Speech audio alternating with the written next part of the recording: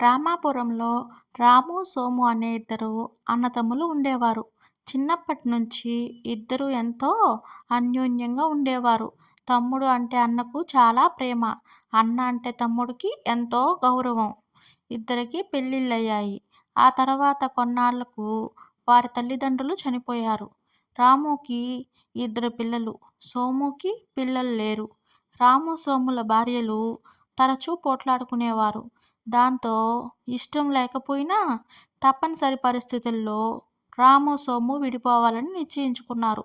వారసత్వంగా వచ్చిన 10 ఎకరాల పొలాన్ని చెరో 5 ఎకరాల చొప్పున పంచుకున్నారు. కుటుంబాలు విడిపోయినా అన్నదమ్ముల మధ్య ప్రేమానురాగాలు తగ్గలేదు. నాకు పిల్లలు లేరు, నా భార్య నేను ఉన్నదానితో సర్దుకోగలము. అన్నయ్యకు ఇద్దరు పిల్లలు, ఉన్నదానితో బతకడం చాలా కష్టం అనే భావన సోముకి ఉండేది. అందుకని పంట చేతికొచ్చిన ప్రతిసారి ఎవరూ లేని సమయం చూసి 10 బస్తాల ధాన్యాన్ని అన్నధాన్యపు కొట్టులో వేసేవాడు. నా కొడుకులు ఏదో ఒకరోజు అంది వస్తారు, తమ్ముడికి పిల్లలు లేరు, వాడికి వయసు పెరిగే కొద్దీ బతుకు భారం అవుతుంది అని ఆలోచించేవాడు రాము. అంతేకాదు, పంట చేతికి రాగానే తమ్ముడికి తెలియకుండా అతడు ధాన్యపు రాశిలో 10 బస్తాల ధాన్యాన్ని వేసేవాడు. ఇలా ఒకరికి తెలియకుండా ఒకరు ఎదుటి వారి ధాన్యపు కొట్టులో ధాన్యం వేయడం ఎన్నో ఏళ్లపాటు సాగింది.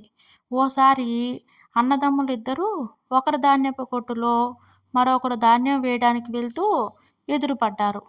కొన్నాళ్లుగా జరుగుతున్న ఈ విషయం ఇద్దరూ తెలుసుకుని ఆశ్చర్యపోయారు.